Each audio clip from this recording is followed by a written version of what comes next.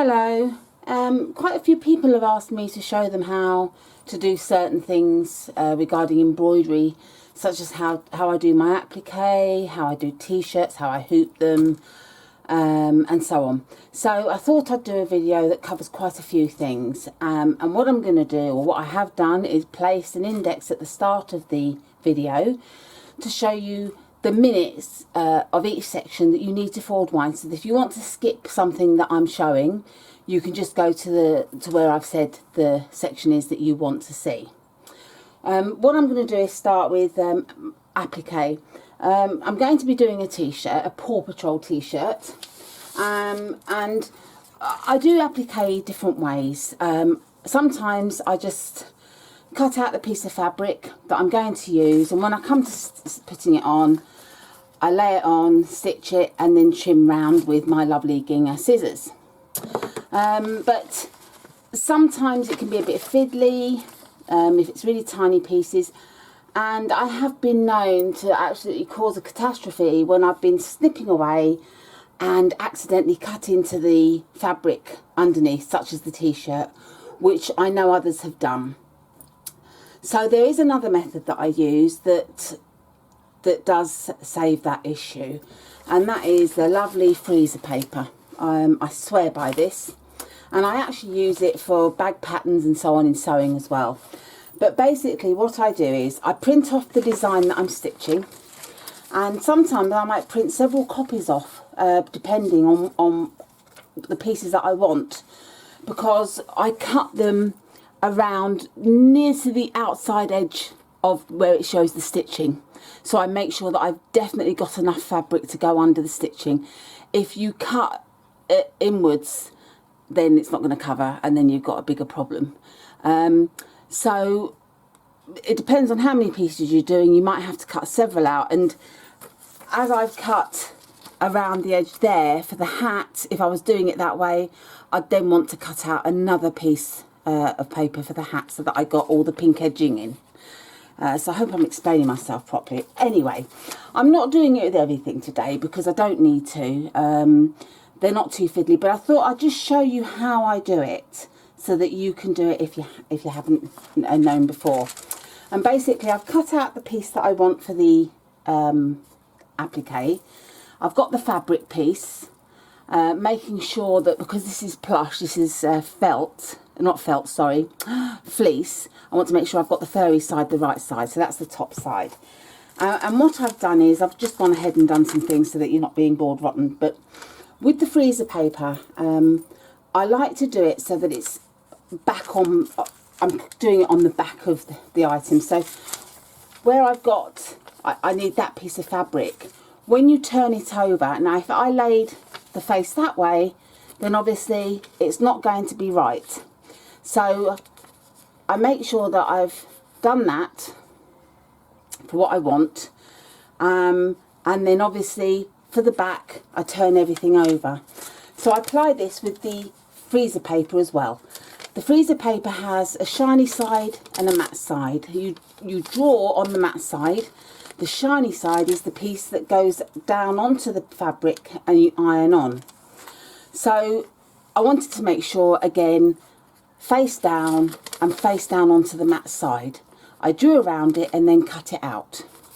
And now what I do is I lay the freezer paper down and I just iron it onto the back of the fabric. And the reason why I do it on the back is that the freezer paper can actually pull some of the fluffiness away, and I don't want to lose any of the fleece on the top. So if I do it on the back, it's not going to cause a big issue. And then once we've ironed this on, we then just cut around the shape. Now some people have said, oh, that's a right faff on, it's such a palaver to do it that way. Well, that's fine, they don't have to do it this way. I'm just, you know, showing you a method that if you're not confident with your cutting once in the hoop, then this is another method you can do. You know, it's horses for courses. We all have different ways, and sometimes I do it this way because it suits me with tiny fiddly bits that I know are going to be a right pain to snip around. Or if I'm actually doing applique on a very fluffy fabric, then obviously snipping it, you're cutting the fabric, like for towels, then you're in danger of cutting the pile of the fabric. So, you know, I don't want to do that. So I find that this is really handy doing it for that reason. So there we have it. I can discard that. So I've got the basic shape, and obviously turn it over, and that's correct. And the other piece now is to do the Heat and Bond light, which I do on all applique. I'll just peel this off and I'll show you what I mean about see how it's peeling the fluffiness off. So if I'd done this on top, I'd have lost a lot more. I don't know if you can see it. This will actually do a few more applications, however. I usually find that on a plush fabric, I might get to use this 3 times. On a fabric such as cotton that's got no pile, then I can use it maybe up to 6-7 times. It's reusable over and over, which is brilliant. So that's that. And I also do actually normally name it. So I'm not going to do another one of these, and I wouldn't do it this way anyway. I was just doing this for demo purposes. But like when I'm doing bags, I'll put the bag name and the pattern piece on there so that I know where it belongs and so on. So that's that. So now I've got the piece of Heat and Bond light. Now obviously normally I just iron it on, you know, any old way, but I'm going to have quite a bit of overhang, and I don't really want it overhanging too far. So I just trim around it roughly. It doesn't have to be exact. Again, you can actually draw on this, on the Heat and Bond light if you want to get the right shape for cutting out.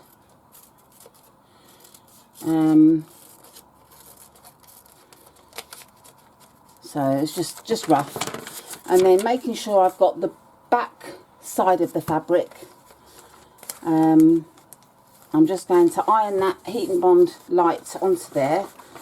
I always use a Heat and Bond light on applique because that will stop the fabric puckering and being all loose on top of the applique, and it will just be all nice and fitted. And it also helps stop it peeling in future, or just wearing off.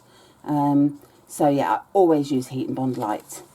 So there we have that. And then any little bits hanging over, so they don't stick to the iron later on and melt, I just trim off. I mean, I'm normally a lot neater than this, but I don't want to have you sat there bored rotten, and I hate keeping pausing videos and starting them again because it just looks higgledy-piggledy and messy. So that's that. That's all my pieces prepared now for my applique. Okay, so now we've got the t-shirt, and I've turned it inside out, and what we need to do is find the centre line going down the t-shirt. So I bring the sides together,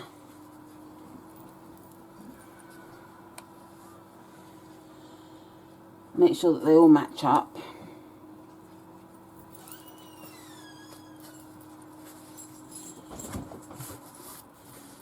and then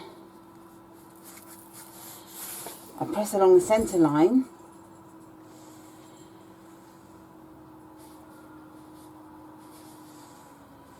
quite well. And what I'm making sure is that I'm actually, excuse my dog whining in the background, he's heard dogs outside. So what I've done is I've turned the t-shirt inside out, and I've actually folded the back together, so that the front of the t-shirt is on the outside. So we've done that, and now we want to bring the t-shirt the other way. And what I've done is I screwed the piece of paper up earlier on, would you believe, that had the, oh no I didn't. I've got the design here that I printed off with minus the base, and with the centre line that I've marked, it allows me to line up the centre line that's on the piece of paper. Trying to show you, sorry. Let's see that centre line. So I line that up, and I can see the front of the t-shirt through the back, so I don't need to turn it over for this. But there's the top of the front of the t-shirt, so I'm just making sure that I've got the design where I'm more or less happy for it to be. And then you can either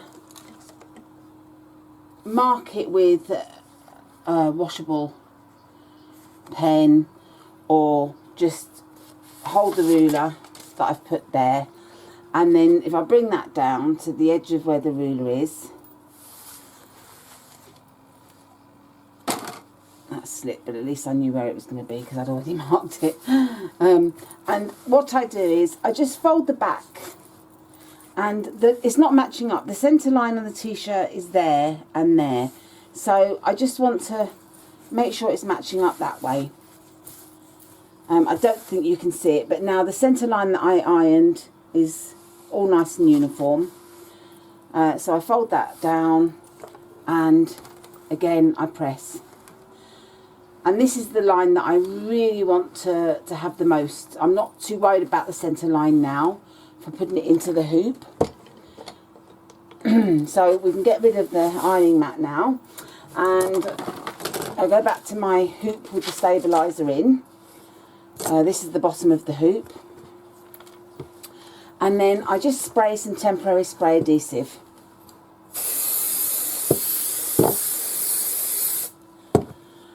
And then, using the lines on the mat, I line it up with the notches that are on the hoop. So I use the boulder of the white lines, line it up, and I also line it up with the centre. I need to make sure that, so that I've got the placement right for the t-shirt, for the design to print where I want it to be. And then I just get the t-shirt, and using the centre line of the t-shirt, I can make sure I've got it in the centre of the hoop, going down and then going across, so that I've definitely got that correctly. And then I don't pull or anything like that. All I do is go in and smooth it, making sure I'm not stretching it as I go. Any wrinkles just smooth out just by lifting it a little bit off the hoop and laying it back down again as you go. And that's how you make sure that you've got no puckers in the fabric, and it's going to stitch nice and smoothly. And that's how I prepare it in the hoop. Now, if I was doing a fill design on the t-shirt, it's at this point I would then slip the WSS, oh, sorry, this, I'm thinking about how I type it, the water-soluble stabiliser. I would slip inside and just use a bit of masking tape to attach it around. But I'm not going to be using it because it's a complete applique design. Last week I did a design that was part applique, and then it had a fill design to the side. Once I did the applique, I then put some water-soluble stabiliser in the area that I was doing the fill design, just stuck it down with some masking tape, I think you call it painter's tape in America, and stitched that, and that was complete. The reason being is if I put the water-soluble stabiliser down, then when I go to iron the fabric that's got the heat and bond light on, it's going to stitch, well, it will stick to the stabiliser and not the fabric, so it's pointless using. So that's why you don't use water-soluble stabiliser on applique. So that's it, so we're ready to go. Okay, now we come to putting the t-shirt onto the hoop and how I do it. And basically what I do is I have the t-shirt inside out, and I have the back of the t-shirt facing up. And I want to find the centre line going down, vertically as they say. And I bring the sides together. I really want to make sure as well that it's very accurate, so that we do have the true centre of the t-shirt. So making sure that there's no wrinkles underneath. I smooth it out, double check that it is still matched up, and then I press the heck out of it so that I'm actually pressing the front of the t-shirt inside out. So that's a nice vertical line. And then what I do is, still with the back facing upwards, I now bring it, I'm making my mind up in a minute, won't I? I now want to find the centre of the t-shirt horizontally. So I don't want to find it horizontally, I beg your pardon. I want to find where I want to put the design. So I get the piece of paper that I've printed off, doesn't matter that the face isn't there. On the design you'll find lines, black lines that show you the centre points. So I use them as a guide on the horizontal line that I've ironed. Now, although this is the back of the design, I can see the front of the t-shirt through it. So I want the design fairly high up. Two reasons. One, if my granddaughter wants her t-shirt tucked in, she can. And also, I want to use a hoop aid that will help with keeping the t-shirt open whilst I stitch. And because this is a small t-shirt, 5T, age 5, the hoop is really for 6T, age 6 upwards. So I want to make sure I've got some extra fabric at the bottom. So the t-shirt design will be slightly higher than you would probably want to place it, but that's a personal preference. So I get I've made sure that the lines are matching up with the horizontal, and then I want to mark my centre point just using a washable pen. So I've marked them. Excuse my dog whining, you can hear dogs barking out the back. So I want to bring that up now to basically go where the lines are that I've marked. Just making sure that I will fold them. And the other thing actually that I did before, and I don't know why I'm not doing it this time, is just lining the ruler, and again using the line on the ruler to mark up the centre. If I do this,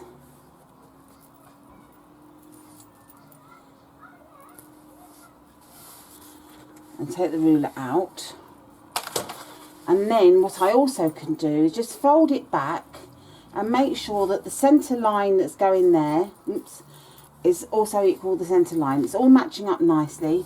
So now I can press a nice line across. I hope I'm making sense, because I'm not very clear sometimes with what I mean. And I know I can waffle. I'm a great waffler. So there's the t-shirt pressed, and now I want to get it into the hoop. So I've got the hoop here, and the hoopit aid that I'm going to use, it has to be, you have to sort of stitch the t-shirt upside down. This is the way the hoop would go into my machine. This is the bottom of the hoop, and we've got the screw there, the tightening screw. Now if I put the hoopit up aid there, it's knocking the screw and it's sticking up, it's not laying flat. So you have to, with this J hoopit up aid, have it upside down, and then it will sit nice and flush and flat. So that's why I do that. So actually getting the design in the hoop, what I've done is previously I've marked, I put the hoop into my machine and I did a trace of where the design fitted in the hoop, and when the needle went down I marked a line, and I did it on all 4 places, and it's given me an idea of exactly where the design goes. So I've got the centre of the design, and when I measure it up with my ruler,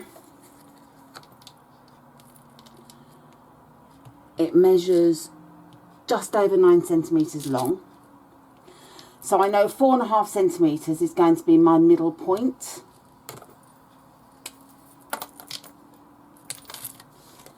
It's much easier if I mark it up with that. So I'm lining the lines up there.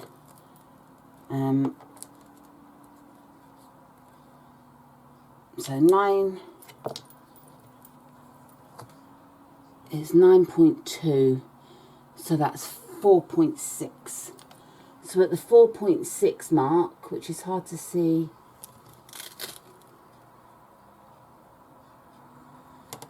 there.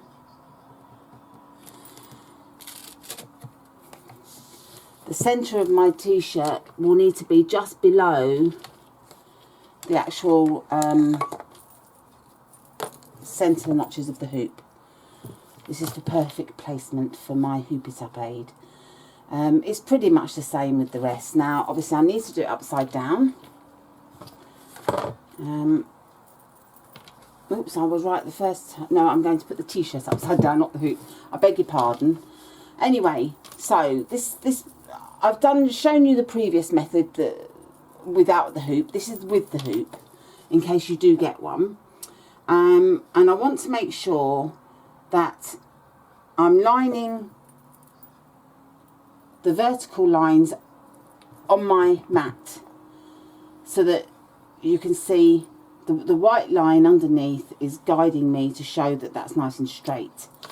And then I've lined the little mark that I put for the halfway point up with the horizontal white bold line, and that's the guide that I'm using to put my t-shirt down.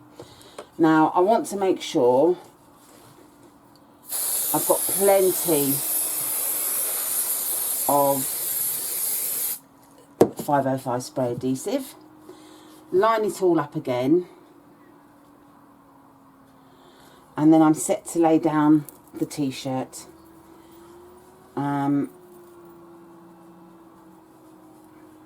So I've got my centre line for the t-shirt to show me the centre of the hoop vertically, and then I'm also laying it horizontally to match up. So I've now got that where I need it to be, so I can turn it around to go in and smooth it on. And if you find that you've got wrinkles, just lift it up a little bit and then smooth it down. And you just do that repeatedly. If you find that you've got any puckers in the fabric or anything, you really want it to be nice and smooth, as I said previously, so that it will stitch perfectly and you'll have a lovely result with no puckers or anything.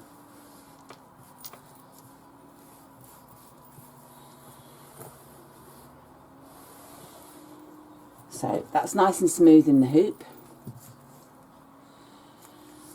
And now what I need to do is place some pins on the t-shirt just to grip the t-shirt to the hoop, the stabiliser. This will help keep the t-shirt in place when I put the J Hoop It Up aid in. I really recommend the aid. They do several sizes. I've got the 6x10 size. They do 5x7 for whichever machine. My machine doesn't do a 5x7 hoop, so I couldn't buy the 5x7 size. But my design I'm using is 6x10 anyway, so I want the bigger hoop. So it's lots of pins in place. Now I put the hoop aid in to my t-shirt, and you'll see that there isn't much t-shirt overhanging, and this is what's causing the problem. This is why I've had to sort of have the t-shirt up higher. With a bigger t-shirt you get more of an overhang, so it works better, but I'm cheating a little bit by using the extra stabiliser to help grip the t-shirt in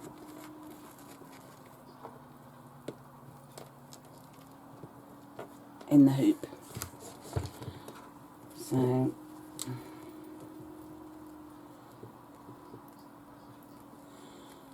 hoping this will work.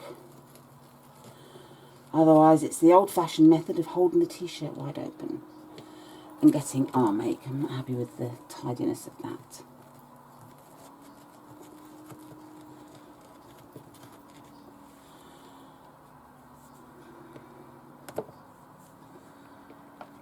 Right, so that's them, and this is where we have the fun. This is where we find out if this is working.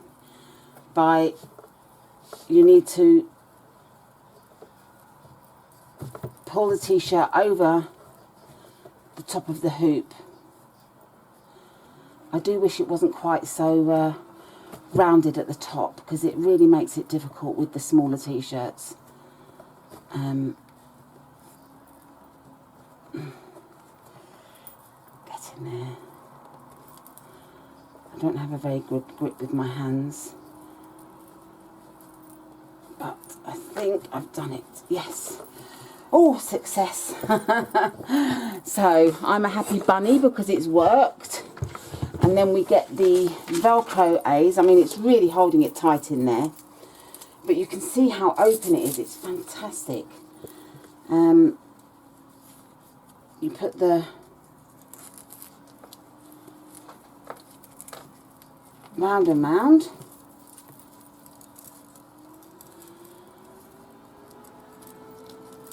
and it has worked using the 5T size, although they now say it's for 6T, so I'm really chuffed with managing that. So that's not going anywhere. That will stay put whilst I stitch. And I've got myself caught up. And so that's why you put it in upside down. It will go in like that, and the design's upside down. So I'm going to stitch away now. Nice open field, as you can see. No holding open and getting arm ache. So I'm going to do my applique as we would normally, and I'll come back when it's time to show you the part where I put this part on, where I've cut it out, just to show you what I do with this piece. The rest are just as normal. Put them on, do the placement, trim, and so on. So I shall be back shortly with showing you that little step. Okay, we've come to the part where I need to place this piece of fabric down in the hoop. You can't really see it, I don't think, but I've placed I've done the placement line, and now I need to do the tack down.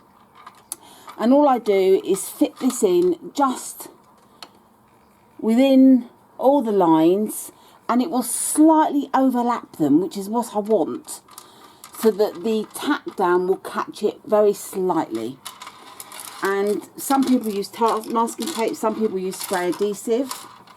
I'm just literally going to hold it because it's big enough not to worry about my hands getting caught in the machine. So it's just catching the edges just nicely. I'm just going to stop that. It sounds like, yeah, I've got a little bit of loose tension there, so I needed to pull that, otherwise it would have been a hot mess underneath. Right, carry on.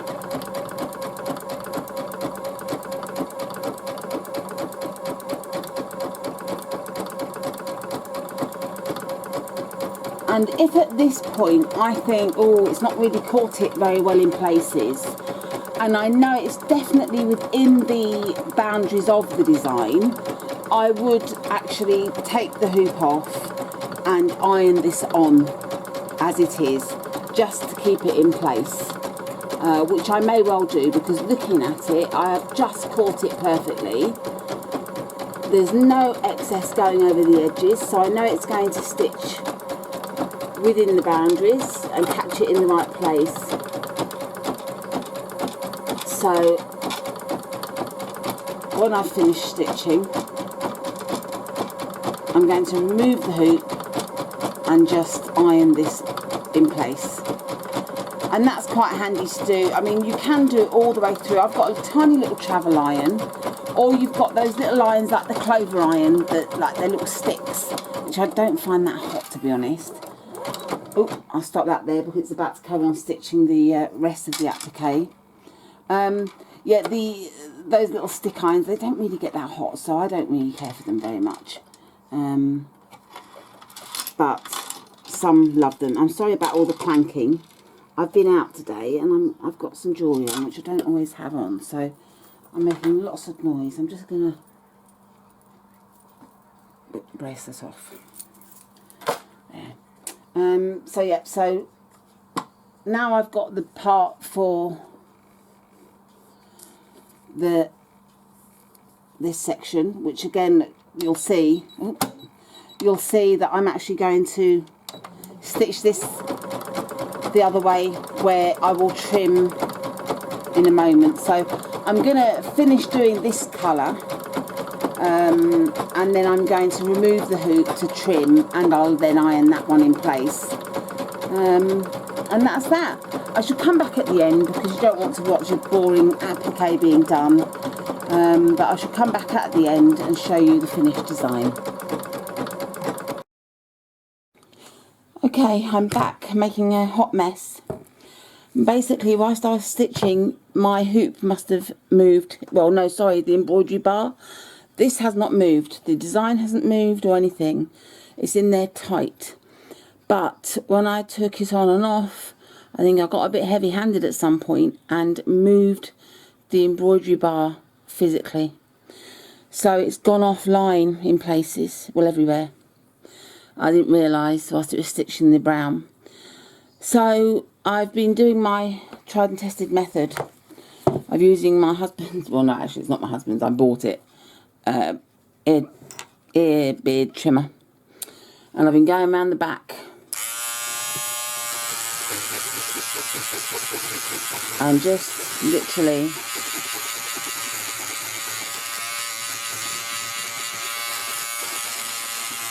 doing this. Now you're probably thinking it's not going to work on a t-shirt because it'd be left with all the puncture marks, but once it's ironed up it will be fine. I've done it before. So you just go around like this all the way around to remove all the satin stitching. And there is some just normal running stitch, but it's not heavy. So I'll just literally use a seam ripper to trim that out. And you're probably thinking, is it really worth it? It is when it's the last t-shirt you have in your granddaughter's size. And she's coming around tomorrow and hoping to have it. So I shall carry on doing this, and then I'm going to start again and see how we get on, and I shall let you know in due course. Okay, so we've got the finished item in the hoop, and I want to show you, I mean, I did manage to get it back on because I reset my machine. So it did, after I trimmed it all, I don't know if you can see really close up there, there's the line of holes from the stitching. I'm expecting them, I mean that was a lot worse than that, so I'm expecting, even if I rub they sort of disappear a bit, but once I've washed it and pressed it, these will all disappear, as you'll see. Also, I mean, I'm glad I got it back. It wasn't the fabric or the stabiliser that moved, it purely was the embroidery bar. But I hadn't realised when I was first doing it, so you'll see these bits here where I've pressed it, which I said not to do until you finished, but Clever Clogs Me did it, and there. But I'm expecting, I'm going to press them in a minute and the heat and bond will sort of get damp again and I'll be able to trim those up. But I wanted to show you as well what I meant about the stabiliser. If I remove it from the hoop,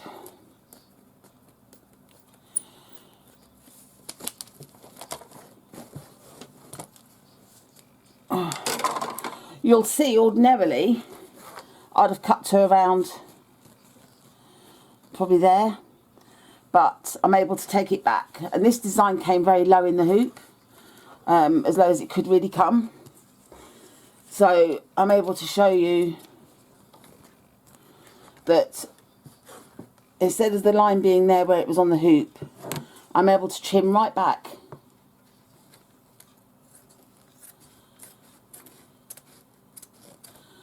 to there. So I don't know if you can see, but that's the line of where it was in the hoop.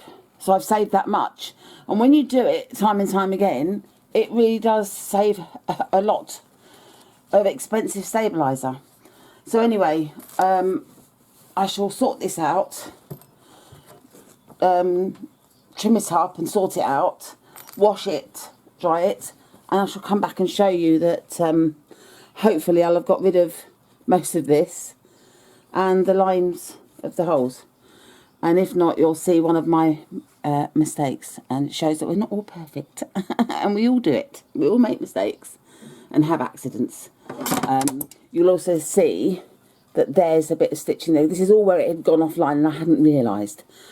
But that's sortable with a little tiny bit of black Sharpie permanent marker, which I'm going to do now and show that when it's washed it's still there.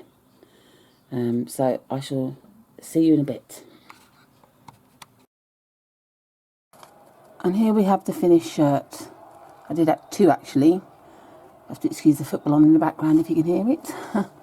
What I didn't see was a little mark here, a little hole, where I obviously tried snipping the stitches out to begin with before I used my special cutter, which is going to be easily rectified by putting a little tiny applique item on there. I shall figure out what I shall put on in a moment. Okay, so as I showed you, we had a hole where I really didn't want a hole. So a way to solve the problem without having to redo a whole new t-shirt is to put something in place over the hole. And I've put a little heart there, and I don't think it looks too bad with the little heart. It just looks like she's doing a little kiss. So I've managed to save the day. So that's what you can do. I'm quite glad. Sometimes I think these things happen for a reason, and I'm doing a tutorial and I think it's quite apt that I've had this problem, so I've been able to show you a way to solve it. As you can see, there's the hole. I put some fray check on it, so that's not going to get bigger. Plus I've got the heat and bond light on the other side of the stitching of the heart, so I've bonded that on, so that's not going to get worse. And I've managed to save a perfectly good t-shirt, and I expect my other granddaughter will see the heart and want one as well, so I've got a feeling I'll be placing another heart on the other one. But we'll see. She may decide that she'd like one that's a little bit different, so I shall do as she wishes. So that's it. I hope I've helped some of you, and I shall try to do more videos as we go along. I'm glad to show that I'm not perfect, that I do make mistakes like the rest of us, and that there are ways out of it at times. Not always, but sometimes. So thanks for watching, and I shall see you again. Bye.